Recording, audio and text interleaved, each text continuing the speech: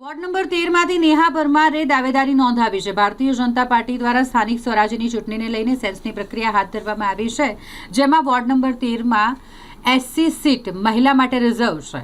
મહિલા SC seat reserve હોય તેવામાં નેહા પરમાર દ્વારા દાવેદારી નોંધાવવામાં આવી છે અને તેમણે વિશ્વાસ પણ વ્યક્ત કર્યો છે કે ભારતીય જનતા પાર્ટી દ્વારા તેમની પસંદગી કરવામાં આવશે. જો પોતે પસંદ થાય છે તો સમાજને આગળ લઈ જવાના અને વિસ્તારમાં વિકાસના કામો કરશે તેવો પણ વિશ્વાસ વ્યક્ત કર્યો છે. નેહા પરમાર, વોર્ડ 13.